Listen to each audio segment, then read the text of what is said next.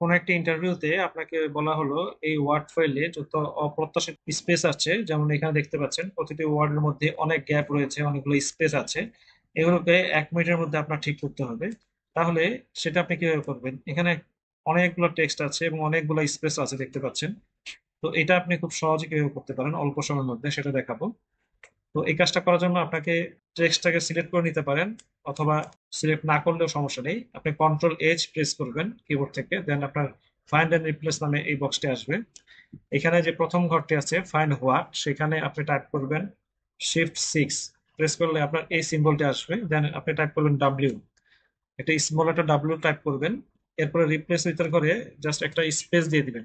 একটা single space দিয়ে এখান থেকে রিপ্লেস অল বাটন প্রেস করবেন, করার পর দেখুন ম্যাজিক, আপনার এখানে 755টা অতিরিক্ত স্পেস ছিল, সেটা আপনার এই একটা কমান্ডের মাধ্যমেই মুছে গেছে, এবং আপনার প্রতিটা শব্দের মধ্যে একটা স্পেস চলে এসেছে, একটা করে স্পেস ফিক্স হয়ে গেছে। এবার আপনি ওকে প্রেস করেন, এখান থেকে এটা ক্লোজ করে দেন। এবার আপনি সম্পূর্ণ ফাইলটা দেখেন, যতগুলা স্পেস ছিল অতিরিক্ত সব রিমুভ হয়ে গেছে। আসলে কিন্তু ব্যাপারটা খুব মজার। তো এই কমান্ডটি মনে রাখলে আপনার অনেক উপকার আসবে। ধন্যবাদ সবাইকে।